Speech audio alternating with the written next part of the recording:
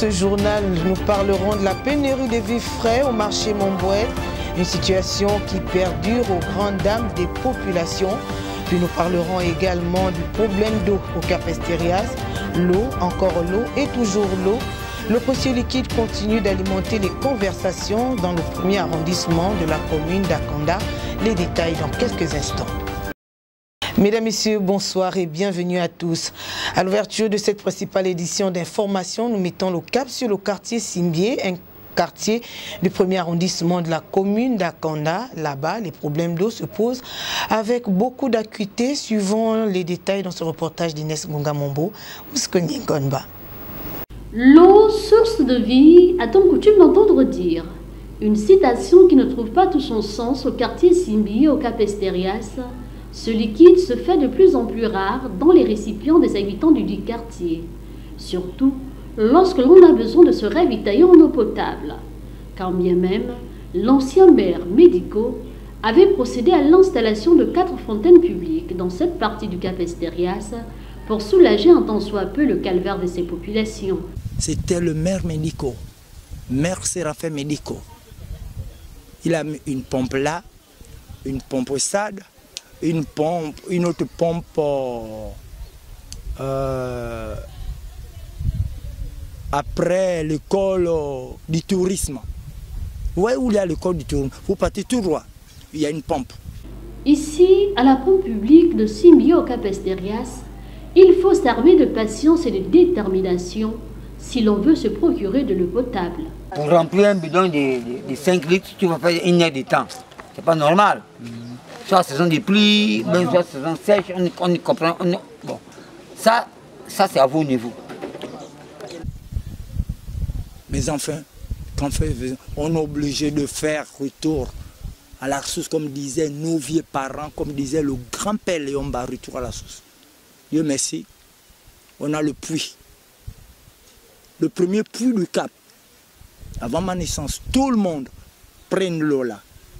Tout à l'heure, on va descendre, vous allez filmer, vous allez voir. Même mon frère qui arrive là, nous tous on prend la canne, il y a les décès, mariage, c'est là. Papa, tiens la pick-up, oui, on va remplir, on part. Dans le cas contraire, il faudrait parcourir des kilomètres pour se rendre à la source. Celle-ci se trouve dans un état d'insalubrité qui ne dit pas son nom. Il serait plus qu'opportun que les habitants du dit quartier puissent procéder à l'assainissement de ce lieu pour éviter toute autre maladie telle que la malaria. Retour à Libreville, plus précisément à Ebakater, un quartier du 6e arrondissement de la commune de Libreville. Avec l'insuffisance criarde des moyens de transport, les populations s'insurgent contre cette situation qui perdure. Reportage avec Inès Ngonga-Mombo, Ngonba. Comme vous pouvez le voir sur ces images, l'on se croirait sur la route des Sapatanes dans les Jeux de Fort Boyard. Mais hélas, nous sommes bel et bien au quartier Ebakater dans le 6e arrondissement de la commune de Libreville. Cet état de fait favorise l'insuffisance des véhicules de transport une fois la pluie tombée. Ce qui nous amène à dire que c'est un véritable dilemme pour les automobilistes qui souhaitent s'aventurer. Bon, en général, quand il y a souvent de la pluie comme ça, il y a très peu de véhicules qui ont du mal à monter là-bas. Pourquoi? Parce que il faut d'abord que ces véhicules soient équipés en 4x4. Et la première chose. Et la deuxième chose, il faudrait que celui qui est au volant de ces véhicules sache la route et comment monter avec son véhicule. Donc souvent, quand il y a la pluie, beaucoup de véhicules s'arrêtent. On préfère garer, pourquoi? Parce qu'il y a un problème de 4x4. Donc on peut se retrouver au trou avec 3 ou 4 véhicules. Et avec toute la population qu'il y a ici, de dragage, des Eberepung, des Ebakater, voire Doum, c'est pas suffisant. Voilà pourquoi vous voyez tous ces véhicules-là. Plusieurs dégâts ont été enregistrés à cause de la non-maîtrise de certains chauffeurs, non seulement du véhicule, mais aussi de la route. D'aucuns pensent qu'il faudrait s'armer de beaucoup de dextérité et de l'aide de Dieu pour prendre le volant pendant ou après la pluie. Est-ce que vous avez déjà enregistré des cas d'accident lors des pluies? Oui, beaucoup même. Des morts? Oui, suite à un véhicule qui avait perdu le contrôle, qui allait percuter un petit garçon de 4-5 ans. D'autres, par contre, estiment qu'il faudrait garer son véhicule de peur d'enregistrer des pannes mécaniques. Dans tous les cas, un cri de détresse est lancé à l'endroit des autorités compétentes. On a les amortisseurs on a les lames, on a les disques d'embrayage, effectivement ça prend beaucoup de coûts. Donc il faut dire que toutes les personnes qui acceptent de donner leur véhicule pour aider la population des bacs à terre, c'est des personnes à louer. Parce qu'en général, au bout d'une semaine, ça dit un véhicule ne peut pas faire toute une semaine sans être au garage. C'est constamment le garage. À cause de quoi? À cause des tas de la route. Et pire encore quand il pleut. Et là nous sommes en janvier. Voici février, voici mars. Je vous assure que si vous revenez ici, vous aurez les larmes aux yeux parce que c'est compliqué et difficile ici. Vraiment, ils sont normalement, un, les propriétaires sont alloués, deux, le chauffeur aussi parce qu'il faut avoir beaucoup de cran et beaucoup de force pour accepter de prendre le risque, de prendre toutes ces âmes, de les mettre dans son véhicule et de monter jusqu'à les bacs à terre. Même vous avez vu là, vous étiez là-bas. Ce qu'on demande ici, on a Colas juste à côté, qui est en train de faire toutes les bretelles des Nzanyo. Mais les bacs à terre, Doum Doum, Oban, Oveng, c'est Nzanyo aussi. Tout ce qu'on leur demande, c'est de gratter cette route. Et s'ils peuvent la territer, parce qu'on ne peut pas leur demander le bitume. Si déjà là-bas, il n'y a pas de bitume, c'est pas ici qu'il y aura bitume. Tout ce qu'on leur demande, s'ils peuvent la gratter et ensuite faire une couche de roulement en latérite, ça va. Je vous l'annonçais en titre dans ce journal, pénurie de vivres frais constatée au marché Montbouette. À l'origine de ce manque de nourriture, le mouvement d'humeur des transporteurs routiers. Ces derniers dénoncent les tracasseries auxquelles ils font face au quotidien. Mouskoni Ngonba, Patrick Jessima.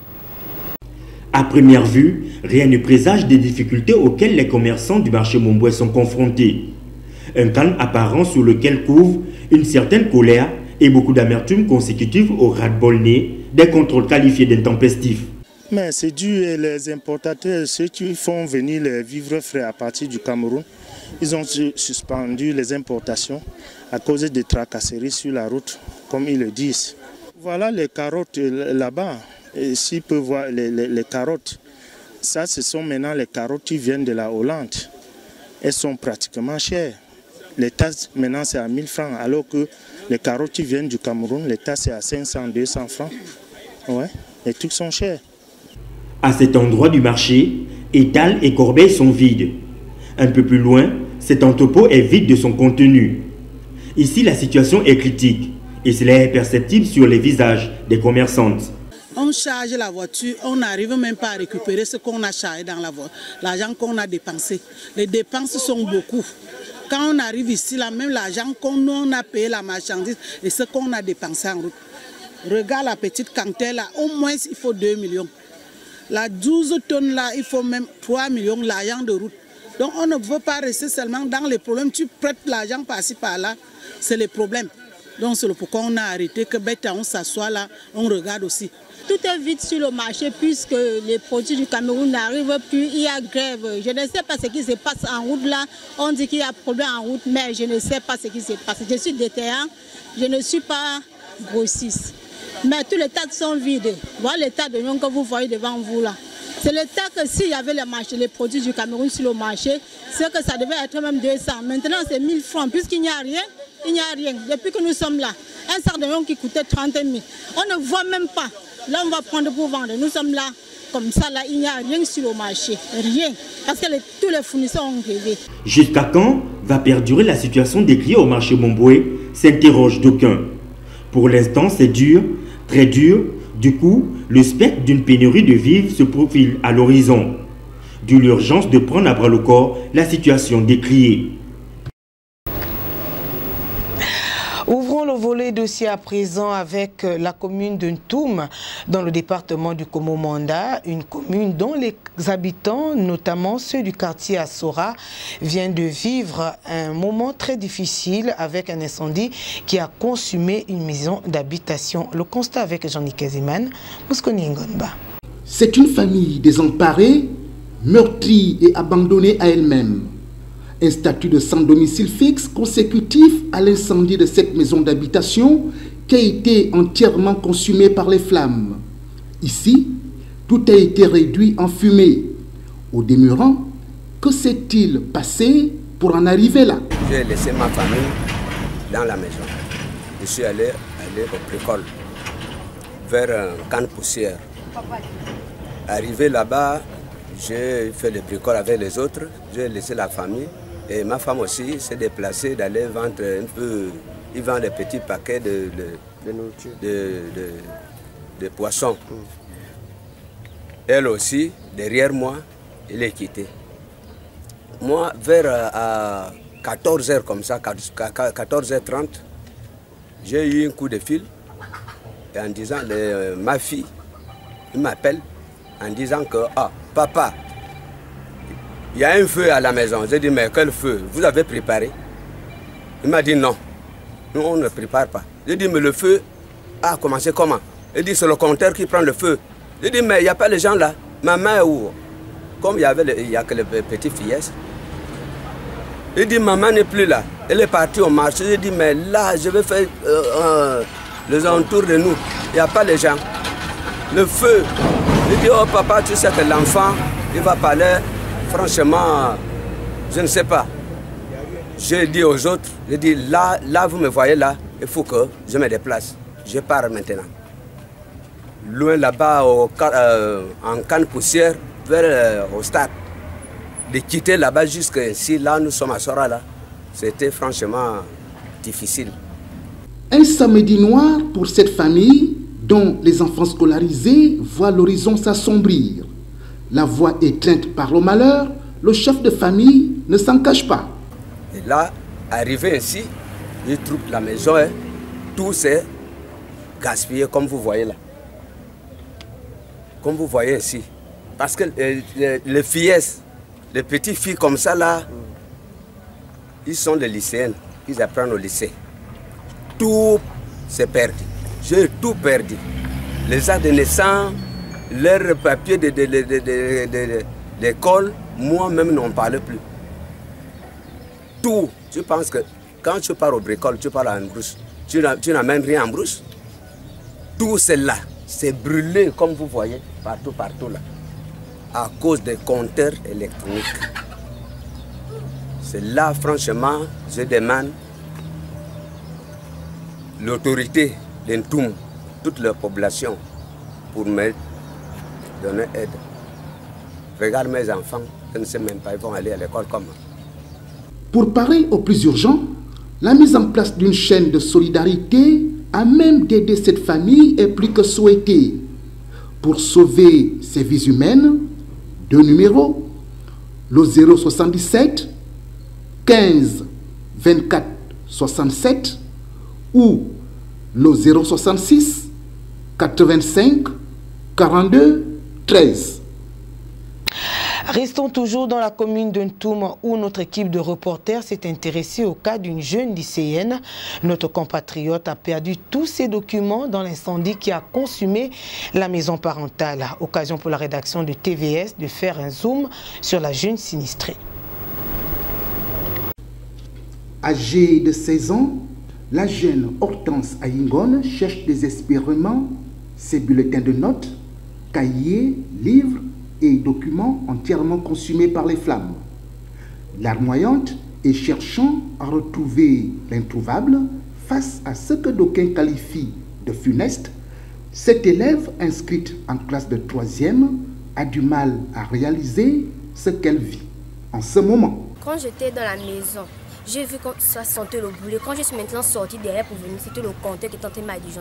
Il y avait le faux compteur. Maintenant, le temps de rentrer vite à la maison, faire sortir les enfants, j'étais qu'avec ma grande soeur. Donc, je suis vite entrée, faire sortir les enfants. Et le bébé est en train de dormir dans la chambre. Ma grande soeur est vite sortie et tompagne. Le temps de prendre l'enfant, j'ai même balancé l'enfant. Je ne sais pas si c'est mal.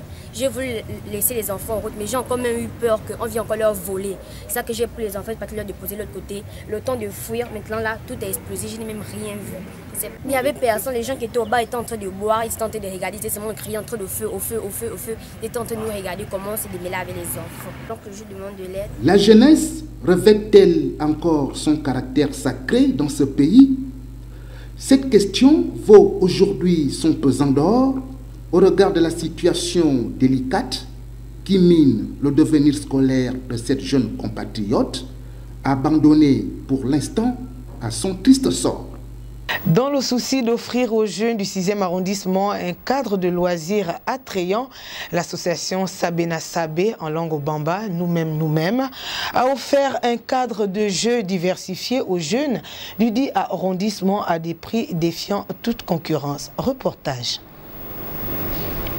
En l'absence des lieux de loisirs des jeunes, l'association Sabena Sabé, en langue bamba qui signifie entre nous, a jugé utile d'occuper sainement cette frange de la population du quartier Nzingayon dans le 6e arrondissement de la commune de Libreville, en leur offrant un espace de jeu diversifié selon l'âge de la population à un prix dérisoire afin de répondre aux attentes des familles économiquement faibles, comme en témoigne la présidente de la dite structure. Le 6e arrondissement est quand même l'un des plus grands de la capitale.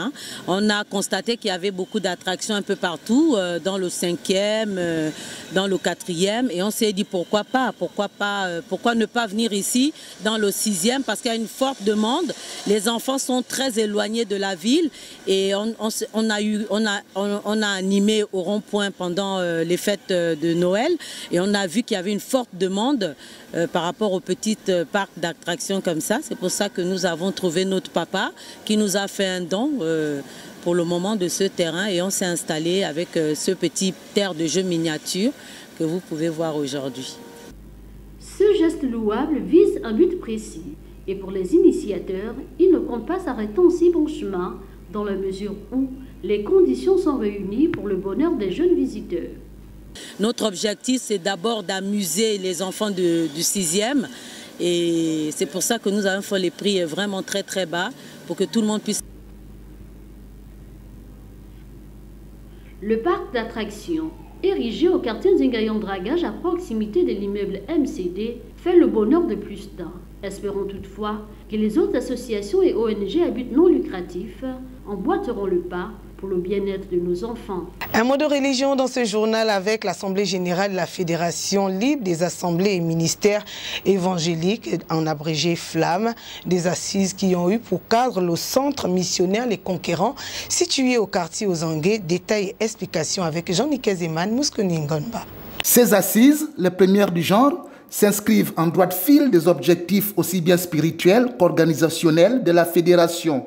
Occasion ici de cultiver davantage une dynamique avec en toile de fond l'unité, la mobilisation et le coéquipage dans le désir de sauver les âmes en général, celles du Gabon particulièrement. Cette assemblée générale ici a pour but de dresser le calendrier de nos différentes actions et activités pour l'année 2020. Donc notre quitus était d'avoir notre récépissé définitif. Et le deuxième objectif, c'est maintenant battre le terrain par l'entremise des différentes manifestations. La Bible ne dit-elle pas qu'un chasse 1000, mais que 2 chassent 10 000? Opportunité au cours de cette assemblée de puiser dans la riche expérience ministérielle passée, ainsi que les ressources multiformes devant permettre de gagner l'action commune pour Jésus. Le peuple de Dieu peut se réjouir du fait qu'il y a des hommes de Dieu qui se mettent ensemble dans une logique du corps. Nous sommes convaincus que Jésus ne viendra jamais chercher une dénomination, mais il viendra chercher un corps. Aussi, au travers de la flamme, que le peuple de Dieu, d'une part, et que la population gabonaise, d'autre part, puissent se réjouir de voir des serviteurs de Dieu faire taire leurs égos respectifs et mettre en avant les intérêts du royaume de Dieu. Au demeurant et au final, ont targué les différents orateurs, le Gabon ressemble à Jéricho, dont les forteresses qui s'opposent à l'évangile semblent infranchissables, d'où le desiderata de fédérer les efforts pour une meilleure consolidation du corps de Christ, dont la mission est de conserver les âmes gagnées en Christ. Place à présent à l'actualité hors de nos frontières dans le Cameroun voisin où le gouvernement prend toutes les dispositions face au coronavirus qui sévit actuellement en Chine. Une épidémie qui continue de faire ravage, suivant ce reportage de nos confrères de la presse internationale. Thermoflash, du matériel flambant neuf installé à l'aéroport international de Yaoundé pour détecter d'éventuels cas de personnes infectées par le coronavirus sur le sol camerounais. Et pour qu'il n'y ait aucun raté sur le dispositif, une équipe de techniciens coréens dont le pays a fourni ses équipements est mobilisée pour vérifier l'installation. C'est une méthode de dépistage rapide. Elle permet au personnel médical de savoir qu'une personne pourrait avoir besoin d'un test de température en utilisant une méthode plus fiable. Et voici le deuxième outil de détection. Il s'agit d'un thermoflash électronique. Vous l'introduisez dans l'oreille et la température apparaît sur cet écran. Sur le qui-vive, les équipes médicales guettent l'arrivée de passagers, notamment ceux en provenance de Chine, après avoir transité par d'autres aéroports. Et en cas de détection d'un cas suspect, celui-ci sera immédiatement transféré sous bonne escorte ici à l'hôpital central de Yaoundé. Voilà ce qui sert d'unité d'isolement. Dans ce bloc, isolé du reste de l'hôpital, ce bâtiment est prévu pour une mise en quarantaine des patients infectés pour y subir une batterie d'examens, un espace aux capacités réduites pour l'instant. On peut recevoir un nombre de suspicions qui soit en accord avec notre capacité d'accueil au service d'urgence. On peut hospitaliser 2 cas. Plus que ça, ça nécessiterait une infrastructure de beaucoup plus grande ampleur. Une unité qui vient de mettre en place une coordination avec le centre Pasteur voisin qui, en cas d'épidémie, sera chargé de détecter les cas éventuels de coronavirus. S'il y a des cas suspects, nous sommes prêts à pouvoir le confirmer. Il est bien vrai que la quantité est telle qu'on ne peut peut-être pour le moment faire qu'une centaine. Si jamais il y a beaucoup de cas, on ne pourra pas faire face. Un dispositif que le Cameroun espère ne pas avoir à activer alors que l'épidémie de coronavirus continue à se propager dans le monde. De retour à Libreville, ouvrons la page magazine de ce journal avec notre équipe de reporters qui a sillonné le quartier Ebakater situé dans le 6e arrondissement de la commune de Libreville. Découvrons ensemble. Nous sommes au quartier Bakater, situé dans le 6e arrondissement de la commune de Libreville. Ici, au-delà des trains-trains quotidiens auxquels les populations s'en accommodent chaque jour que Dieu fait, les années passent et se ressemblent. Rien ne change, les difficultés sont légion. À cela s'ajoute l'absence criarde des infrastructures de base. Une situation qui rend encore plus lancinante et aiguë un quotidien déjà morose. Pêle-mêle, les difficultés d'accès exacerbées par les bourbiers soumettant de ce fait les usagers à rude épreuve. À Bakater, les difficultés s'amoncellent tel un chapelet, mais jusqu'à ce jour, aucune esquisse de solution n'apparaît à l'horizon. Vous-même, vous voyez l'état de la route. C'est l'état de la route là, qui nous cause problème. Les enfants vont à l'école le matin, ils sont obligés de marcher parce que quand il pleut, il n'y a pas les clans d'eau. Nous tous, nous travaillons. Quand il pleut là, il n'y a pas les clans d'eau. Il n'y a pas les clans d'eau. On marche. Regardez, on fait les marchés, on est obligé de soulever les cartons sur la tête parce qu'il n'y a pas les clans d'eau. À cause de l'état de la route. C'est la vie que nous menons dans les Bakater. Le quartier s'appelle les Bakater. La route. Dieu merci. Vraiment. Seigneur t'es béni parce que si vous venez à la saison de saison sèche, vous allez dire que nous sommes venus à un quartier où on a trouvé la route.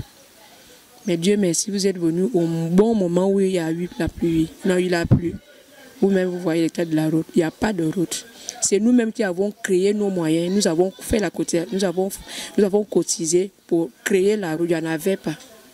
C'est nous-mêmes qui avons créé cette route par nos propres moyens.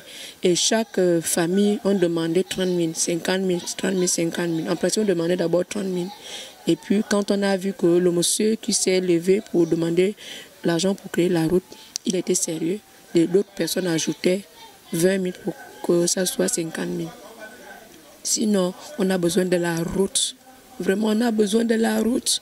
Ici, certaines indiscrétions assimilent le quartier à Capernaum, comme cela est écrit dans les Saintes Écritures. Mais jusqu'à quand s'interroge d'aucuns. Le verbe souffrir est toujours conjugué au présent simple de l'indicatif. Pour les panneaux solaires, ma fille, nous sommes contentes, mais pas tellement contentes. Parce que ça éclaire la route. Dans nos maisons, on vit dans le noir. Le courant coûte cher. Au lieu que l'État suive la population, c'est la population qui suit l'État. Croyant qu'on nous a fait passer la haute tension, on aura le courant pour venir nous placer. Je vois l'exemple comme chez moi à Langounier. Il y a les villages qui n'ont pas le courant, mais autant qu'il y a la haute tension qui passe, les gens de la SCG viennent mettre les transferts pour que la population du village ait le courant. Mais ici, ce n'est pas pareil. Ici, là, nous ne sommes pas à Libreville. on est au village. Et au village, même pas au village, on est au campement. Ici, c'est un campement. Parce qu'un campement n'a pas de chef. Du 1 et Bakater n'a pas de chef. On peut se tuer entre nous-mêmes, on n'a pas de chef. Donc, on est au campement ici à Ebakater. Nous ne sommes pas même au village, au campement. Parce qu'un campement ne réside pas un chef. Sauf c'est dans un village où il y a un chef du village pour gouverner la population. Donc nous ici, là, on est au campement. Mais on voit mal comment les gens de la mairie vont venir. Et quand il y a la campagne, les gens viennent nous cogner les têtes. Comme nous sommes au campement, on ne voit pas la lumière, on ne voit pas ni le courant, on n'a que les lampes tempêtes. C'est comme ça qu'on court derrière eux. Et quand on leur vote, on n'a rien. On n'a rien. C'est dur, très dur. Mais comme le dit l'adage, l'espoir fait vivre en espérant qu'un jour, le quartier va changer de visage. Le buzz de ce journal. Votre fille Déborah, qui est au jardin, est désormais spécialisée dans le coloriage. Elle a eu l'ingénieuse idée d'apporter sa touche particulière à votre passeport, alors même que le lendemain matin, vous devez voyager afin de vous marier le surlendemain. Comment réagirez-vous? C'est la fin de votre principale édition d'information, mesdames, messieurs. Merci de nous avoir suivis. L'actualité se poursuit sur notre adresse mail tvshekina@facebook.com, tvshekina@gmail.com ou nous contacter au 0 77 14 99 55. Merci d'avoir été des nôtres. Bonne suite des programmes. À demain.